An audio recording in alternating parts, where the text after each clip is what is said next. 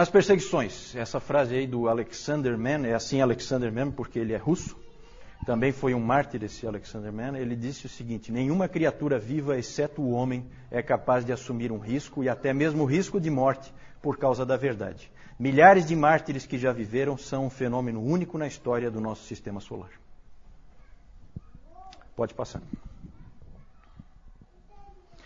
É interessante porque a perseguição ela começou com os judeus. Quem perseguiu primeiro a igreja foram os judeus. E Roma era o protetor. Não é assim que a gente vê no Novo Testamento?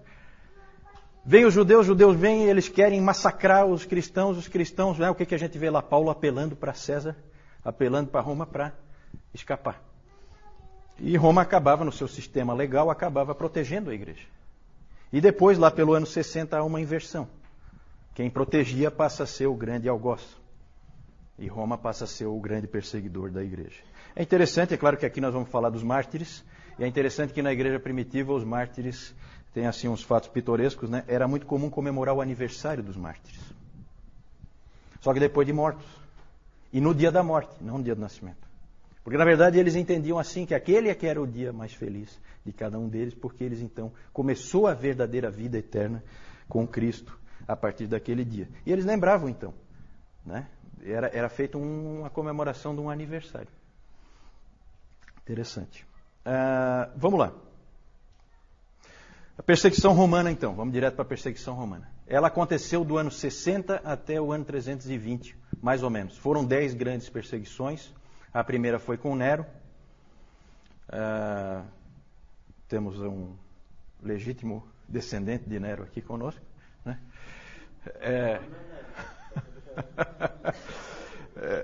E aí nós temos as 10 perseguições, então. Nero, Domiciano, Trajano, Marco Aurélio. Marco Aurélio tem algum aí? Também vai para aquela minha lista. Sétimo Severo, Maximino, Trácio, Décio. O Décio. Décio não está mais, né? O Décio. Esse Décio é bom. Esse aí é fera. Porque foi com esse imperador Décio que houve a primeira perseguição generalizada no Império. Ele foi o primeiro a querer realmente destruir o cristianismo completamente. Os outros não, nós já vamos falar sobre isso. Depois Valeriano, Aureliano, e depois a outra perseguição generalizada, porque eu também marquei aí, numa cor diferente, é a perseguição sob Diocleciano, que também foi uma tentativa de varrer o cristianismo totalmente do império. As outras todas seguiram o padrão de Trajano, assim chamado. Usa-se essa expressão, padrão de Trajano. Trajano aqui, ó. Qual é o padrão de Trajano? Existe uma carta de Trajano para o governador Plínio, da Bitínia, dizendo como que ele tinha que se comportar em relação aos cristãos. E ele dizia o seguinte para o Plínio: não gaste tempo com os cristãos, não faça nada. Deixe eles quietos, não faça nada. A não ser que haja o quê? Denúncia. Se alguém vier reclamar para você de que aquele cara é cristão, aí você dá um jeito nele, obriga ele a adorar o imperador para resolver o problema. Então, esse foi, na maior parte do tempo, a perseguição foi assim, certo? Então, era assim, se você tinha um vizinho encrenqueiro, né, Emerson? Né? Você tinha um vizinho encrenqueiro, então você estava numa situação difícil, porque ele ia acabar te denunciando e aí você ia ser colocado contra a parede. Na maior parte do tempo, os cristãos viviam tranquilos, não havia problema, não havia dificuldade, a não ser que houvesse denúncia. É claro que você fica com medo o tempo inteiro, porque a qualquer momento alguém pode te denunciar. Então, era uma situação ruim. A primeira perseguição é interessante ali, a perseguição sob Nero, foi uma perseguição terrível. E aí nós temos o historiador romano Tácito, que não tinha nada de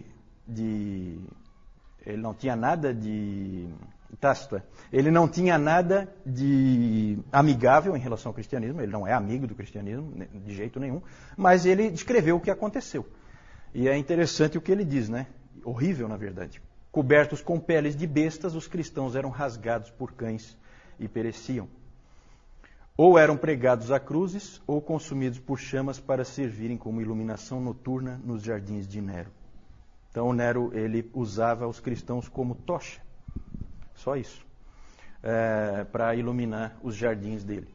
Colocava peles em cima, peles de animais, né, em cima deles, para que os cães rasgassem eles em pedaços.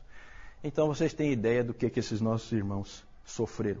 Nessa perseguição morreram 2 apóstolos importantes em Roma. Quem? Pedro e Paulo, né? Pedro e Paulo. Esse Nero tem um lugarzinho especial para ele no inferno. Esse está tranquilo. Esse com certeza não tem nenhum aí não, né? Então tá. Essas perseguições, gente, muitas pessoas permaneceram firmes e foram para a morte. Tá? Mas não vamos nos iludir. Muitas pessoas também cederam. Muitas pessoas não foram fiéis, não conseguiram ter a coragem de dar a própria vida. Até porque, como eu falei para vocês, cultuar o imperador era um ato simples, que você fazia com a maior tranquilidade, não tinha muita dificuldade. Era uma questão de consciência você fazer ou não. Pode passar? Já falei. Também já falei do Décio. Vamos falar. Eu vou colocar alguns exemplos rápidos, não temos tempo para ficar, né? As histórias são histórias maravilhosas. Se vocês tiverem tempo de ir atrás dessas histórias, são histórias muito bonitas desses mártires do passado. Nós temos a história de Perpétua e Felicidade, que existe o Diário de Perpétua. O Diário de Perpétua, que depois que ela morreu foi completado, né? Mas é provavelmente o escrito mais antigo de uma mulher cristã. É o Diário de Perpétua. Ela morava em Cartago. Foram presos 5 catecúmenos. Vocês sabem o que são catecúmenos? Nós vamos falar mais sobre isso depois, tá? Eles foram presos 5 catecúmenos. São pessoas que não foram batizadas ainda. Eles foram presos, 3 homens e 2 mulheres. Perpétua era uma mulher de uma família nobre, 22 anos, tinha um filho. A Felicidade era escrava dela, estava grávida de 8 meses, e elas foram presas numa dessas perseguições. Eu acho que foi na do Décio. E aí é muito comovente a história do pai da Perpétua levando o filho lá, tentando convencê-la, mostrando o filho, falando para ela, pensa na tua mãe, pensa no teu pai, pensa no teu filho. Não é tão fácil. O pai dela ia lá. E ela então chegava e dizia e falava para o pai, você está vendo esse pote de água aqui? Estou vendo. Pois é, esse pote de água pode ser alguma coisa diferente do que ele é? Ele pode querer ser alguma coisa diferente de um pote de água? Aí ele disse, não. Aí ela respondeu, pois é, eu sou cristã. Eu não posso ser diferente disso. Eu sou uma cristã. E aí ela acabou indo para a morte. Um dos 5 morreu na própria prisão. Eles foram torturados, tá? Eu não vou entrar em detalhe. E foram condenados, por fim, para encurtar a história, eles foram condenados a ser mortos pelas feras no estádio, certo? E os homens, 2 homens, foram atacados, segundo a história, foram atacados por um javali, depois por um urso e depois por um leopardo, por vez, né? E as mulheres foram condenadas a ser atacadas por um touro. Então elas foram espezinhadas por esse touro selvagem, e as 2, a Felicidade ficou muito feliz, não é um trocadilho, né? Mas ela ficou muito feliz porque ela sabia, vejam como é interessante essas histórias dos mártires. Ela sabia que se ela estivesse grávida, ela não poderia ser condenada ao martírio, porque era proibido matar uma mulher que estivesse grávida. Então ela ficou muito feliz porque ela teve o bebê prematuramente, e uma outra mulher cristã adotou, porque aí ela podia ser morta, junto com os outros com quem ela tinha sido presa. Então, alguns dias antes, ela teve o bebê e ela foi morta junto com a Perpétua. Uma história muito comovente essa dessa morte. Próximo é o Policarpo.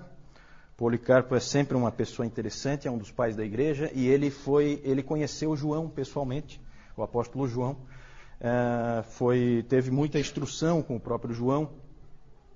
E é interessante isso, né? E ele foi um grande pai da igreja, muito amado pelas pessoas que o conheciam e o seguiam.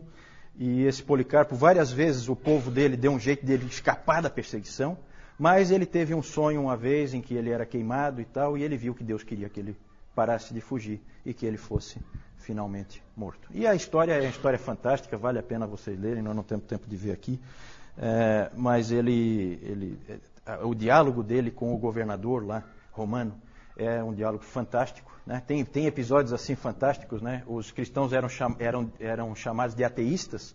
Então o governador romano disse assim: por que você não fala abaixo os ateístas? Lá no meio do julgamento, com um monte de gente. E ele tinha a intenção de que o Policarpo dissesse abaixo os ateístas contra os cristãos. Aí o Policarpo, esperto como era, pegou e fez ao contrário. Apontou para todas as pessoas que estavam em volta dele, querendo que ele morresse, e disse: abaixo os ateístas. Ele reverteu, né? Reverteu a coisa. Por fim, ele disse, o governador apertou ele o máximo que pôde, e aí ele falou que a famosa frase, né? 86 anos eu servi ao meu Senhor, e ele nunca me falhou. Como é que eu vou poder agora negar a Cristo Jesus, o meu rei? Então ele falou isso, e aí foi condenado. E aí ele foi colocado numa estaca para queimar, queriam pregá-lo para ele não fugir, ele disse: não, eu vou ficar aqui, eu não vou sair. Não precisa pregar. Não pregaram mesmo. E aí queimaram ele, e aí a história é fantástica porque o fogo envolveu ele e não queimou ele. Ele abriu ficou um tipo de uma célula em que ele ficou no meio. Então foi obrigado um soldado a ir lá com uma espada e matar ele lá, porque ele não pôde ser queimado. Ele não queimava. Ele era, como é que se diz? Ele não era inflamável. Não era. Outra história. Só assim, exemplos que eu estou dando, né? Os 40 mártires de Sebaste. É uma história sensacional essa aí. Aconteceu na Armênia, eram 40 soldados, todos eles cristãos. Houve uma forte perseguição e o governador Licínio lá foi levantar quem eram os soldados que eram cristãos. Soldados romanos, veja que interessante. Soldados romanos eram cristãos, eles então foram condenados e a punição que o governador estabeleceu para eles foi colocá-los num lago gelado durante a noite inteira. Eles tiraram a roupa, entraram os 40 no lago e iam ficar lá a noite inteira. Enquanto isso, os romanos montaram uma tenda com água quente, né, para forçá-los a apostatarem, né? Forçá-los a saírem. Então, tinha água quente ali, prontinha para recebê-los a qualquer momento. E era então uma prova, era uma tentativa de fazer eles apostatarem, que era sempre o alvo dos romanos. Os romanos nunca queriam matar ninguém, eles queriam que apostatasse, queriam que deixasse de ser cristão. E aí é muito interessante porque esses 40 mártires entraram e alguém puxou lá, começaram a cantar. E começaram a cantar assim: 40 bons soldados, 40 mártires de Cristo. Começaram a cantar, cantavam todos juntos, né? Imagina 40 homens cantando isso dentro de um lago congelado. E a noite ia passando e tal, de repente um deles fraquejou e saiu. E foi lá para a aguinha quentinha, a aguinha morna, né? Aí sabe o que aconteceu? Eles estavam cantando, aí eles assim, 39 mártires, 39 soldados de Cristo. E o guarda deles, vendo isso, ficou tão impressionado, ele já estava, né, sob uma forte impressão. O guarda que estava cuidando deles tirou a roupa e entrou lá, para ocupar o lugar do outro. Aí a música, 40 mártires de Cristo, 40 soldados de Cristo, né? E eles morreram ali. É muito interessante porque tem os nomes deles registrados, o nome dos 40. Hoje a gente tem os nomes deles. Quem tiver o nome ali, escapa daquela minha lista. Tá? Vamos lá. Razões da perseguição. Aí é bem interessante. Acusações de todo tipo contra os cristãos. Acusações de canibalismo. Por que será, hein? Canibalismo, hein? Já pensou nós aqui, BVN, aí alguém vai e chama a polícia? Não, tem canibalismo lá dentro. Por quê? Exatamente rumores de que eles comiam o corpo e o sangue de alguém. Sacaram aí onde é que está o esquema? Era a ceia, né? Acusações de canibalismo, de incesto. Por que incesto será, hein?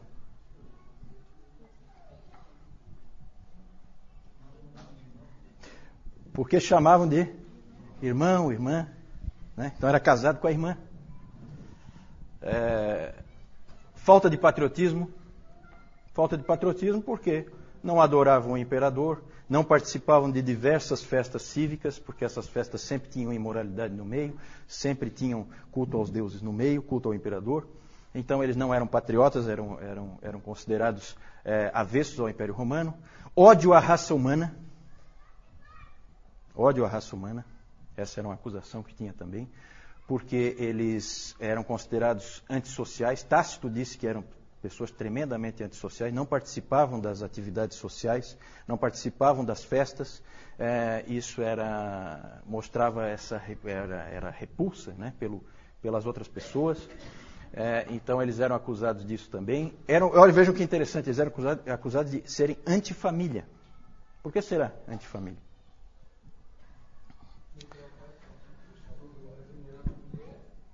Não é porque... Tipo o que a gente viu ali a história da Perpétua, né?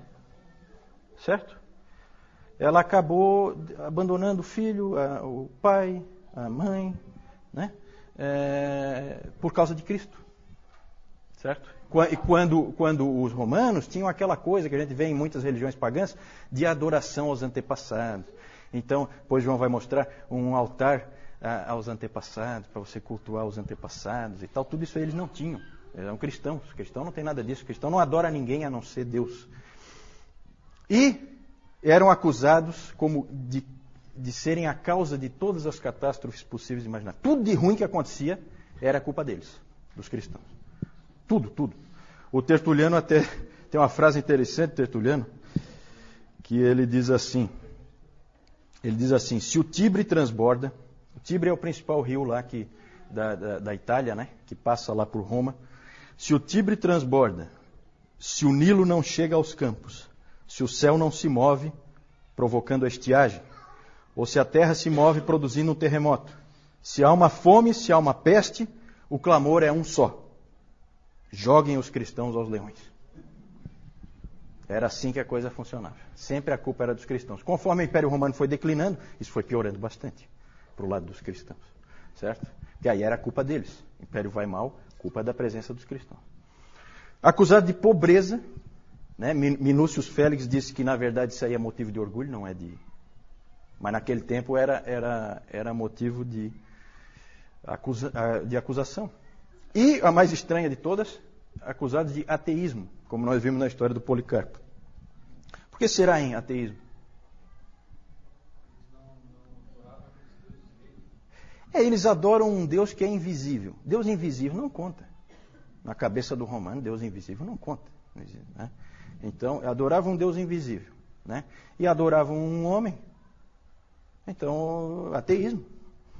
Então, acusações bem estranhas. Mas o principal, o que mais pegava mesmo, é o próximo aí, que é a recusa em adorar o imperador. Ali pegava. As outras acusações até dá para encarar. Mas é evidente que Roma tinha uma preocupação com esse tipo de atitude, de não adorar o imperador, porque a adoração ao imperador era vista como uma coisa patriótica, cívica.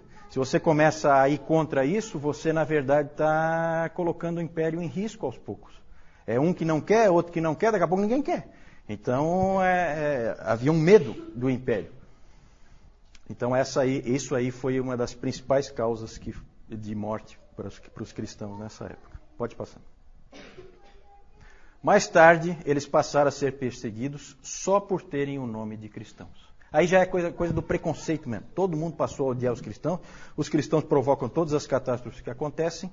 E aí, no segundo, no terceiro, no quarto século e no quinto século também, era muito comum, sempre em todos os cultos, eles liam esse texto de 1 Pedro 4,16.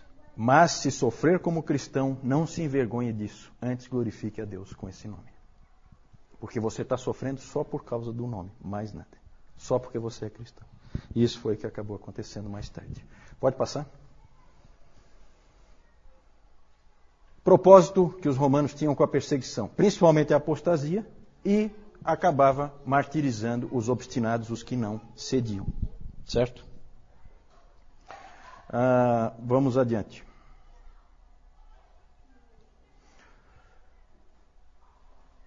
Resultados da perseguição. O F.F. Bruce, ele disse que a igreja estava preparada para a catástrofe desde o seu início. O próprio Senhor da igreja, o Senhor Jesus Cristo, tinha preparado. Ele tinha dito, se perseguiram o Senhor, como é que não vão perseguir os servos? Não é? Não foi isso que ele disse? Então a igreja sempre esteve preparada para tomar pau, para levar bordoada. Sempre esteve preparada. E isso pesou muito a favor da igreja. Ela se fortaleceu em meio à perseguição. Ela, na verdade, foi purificada. Vocês podem imaginar que nesse tempo não tinha muito cristão nominal. Quem é cristão de verdade. Não é cristão só de nome, né? Porque não é fácil ser cristão nessas condições. Não é nada fácil. E então provocou uma purificação da igreja. A igreja era muito pura nessa época. E também provocou a extensão da igreja, aquela frase do Tertuliano, o sangue dos mártires é a semente da igreja. Interessante aí é que chegou uma época, a igreja estava tão preparada para a perseguição, que chegou uma época, gente, que as pessoas começaram a buscar o martírio. Aí os presbíteros, os líderes da igreja, tiveram que segurar essa turma, porque o cara começava a querer ser morto. Tinha gente fazendo de tudo. Aí era aquela coisa, é por denúncia, então eu mesmo vou me denunciar. Já que eu não tenho um vizinho mala, como alguns irmãos aqui têm, né? Eu mesmo vou lá me denunciar. Então, começou a ter esse tipo de situação. E um fato pitoresco é o Orígenes, né? Alguém já ouviu o nome do Orígenes? Orígenes é um dos pais da igreja também. E o Orígenes, o pai dele, foi martirizado.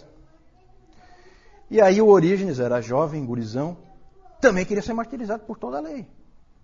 Não, meu pai foi, eu também vou. E fazia de tudo para ser martirizado. Aí a mãe dele teve uma ideia. Escondeu toda a roupa dele. Aí ele ficou com vergonha de sair na rua pelado.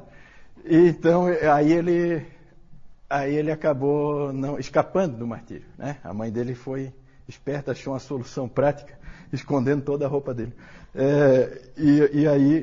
E foi muito bom, porque o Orígenes depois foi um homem extremamente útil para a igreja, né? Foi um homem que fez muita diferença para a igreja.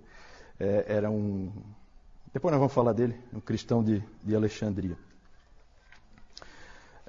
É importante, para terminar essa parte das perseguições, é importante a gente lembrar de algumas coisas, que nem sempre a perseguição fortalece a igreja. Às vezes a gente tem essa ideia, né? Às vezes tinha gente que às vezes falava, aí a gente ouvia aqui no Brasil, alguns líderes aí dizendo, era bom que viesse uma perseguição para purificar a igreja e tal, né? Cuidado, gente. Tá? São muito bonitas essas histórias, mas eu tenho certeza que nenhum de nós queria estar ali.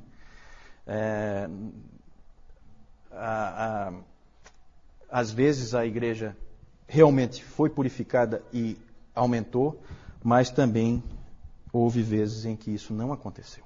Houve vezes em que a igreja foi dizimada em diversos lugares, certo? Nós vamos ver isso aí mais para frente, especialmente na Ásia e na África, a igreja foi completamente dizimada e destruída por perseguições. Outra observação é que a gente pensa muito nos primeiros séculos, nesses 250 anos ali de perseguições no Império Romano, a gente pensa muito como a época da perseguição aos cristãos, não é verdade? A gente tem essa tendência, né?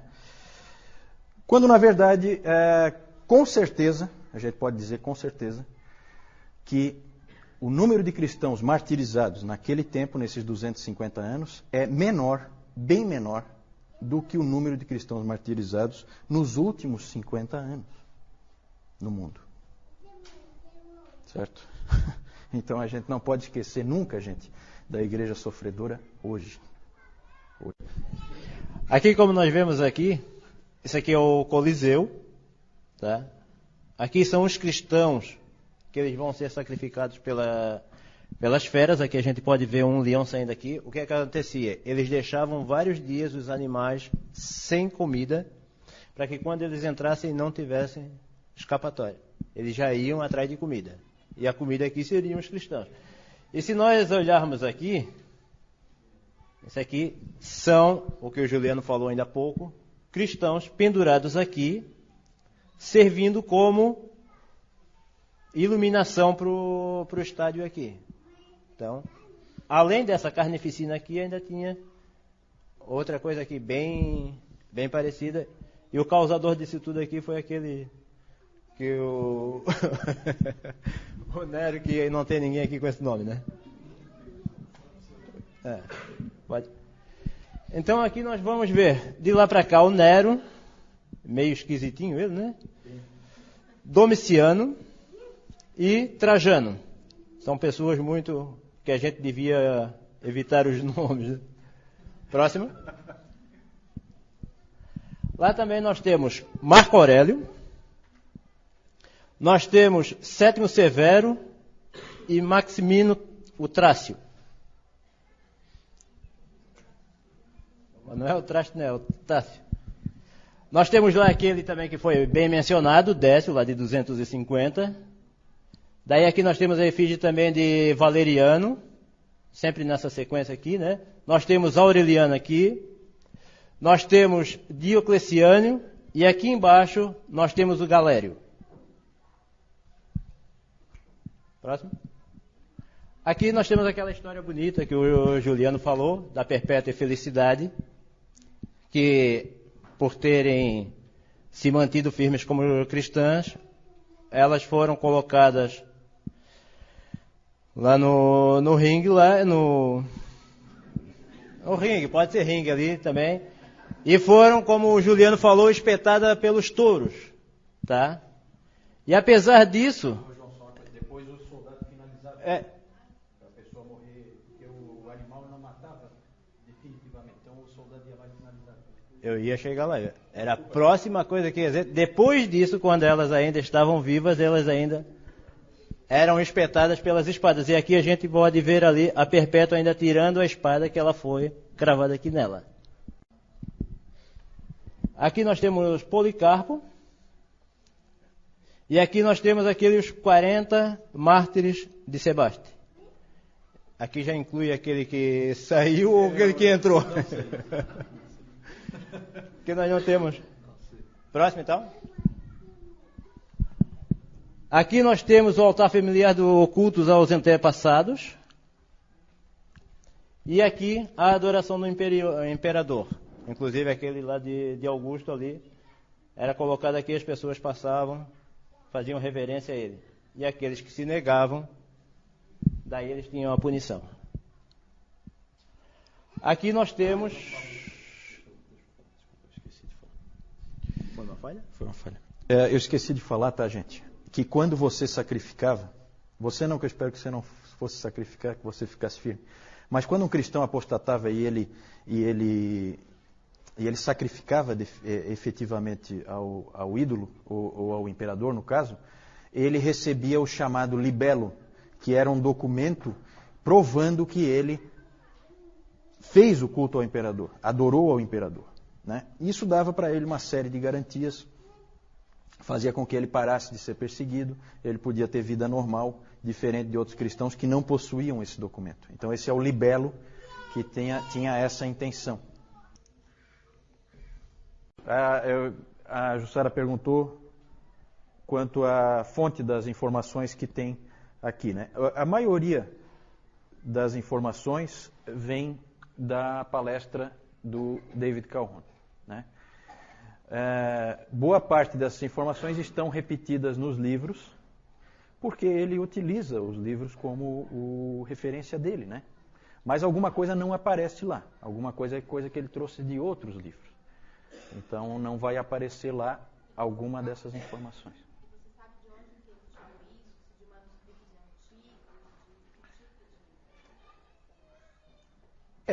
antigos? Na verdade, a Jussara então perguntou de onde é que ele deve ter tirado isso.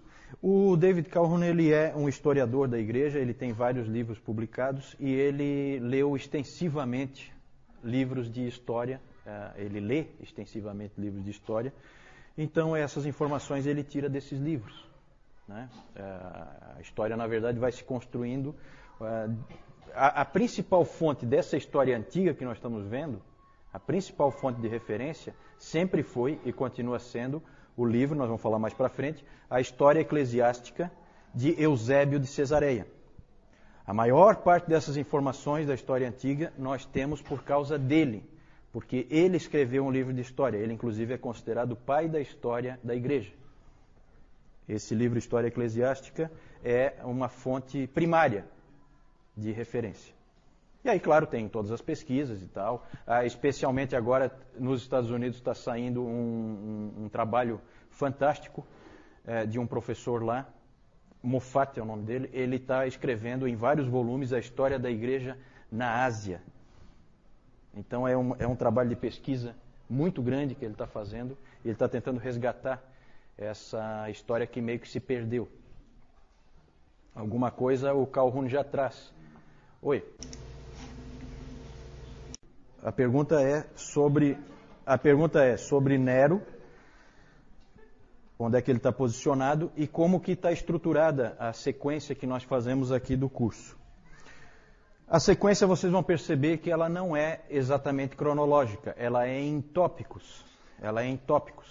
Nós aqui, nesse item das perseguições, nós cobrimos 250 anos, agora nós vamos falar dos apologistas, nós voltamos lá para o segundo século, 205, o ano 320 já é no quarto século, certo? Então são coisas que se sobrepõem, mas para fins de organização, a gente trata cada coisa separadamente e a gente tenta aprender alguma coisa com aquele tipo de acontecimento, com aquele tipo de situação, em vez de fazer cronológico, que é muito mais complicado, leva muito mais tempo e fica muito mais confuso. Quanto ao Nero,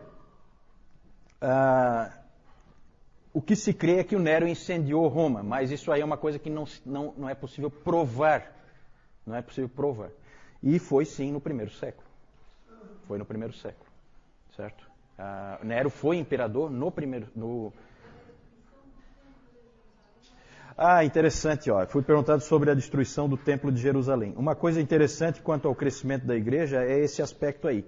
A migração da influência dos apóstolos, dos judeus para os gentios, veio na época certa. Porque se tivesse ficado no meio dos judeus, poderia ter se perdido. É claro que Deus tinha controle disso, ele é soberano e ele tinha tudo já planejado na sua providência. Jerusalém foi tomada e destruída no ano 70. No ano 70. Ela foi completamente destruída, nós temos lá as ruínas lá hoje do Muro das Lamentações, pelo general, agora eu vou trazer ele para mim aqui, né? Apesar de ser nome bíblico, escapou só pela metade, porque o general Tito que depois também se tornou imperador, ele foi quem invadiu Jerusalém e arrasou completamente.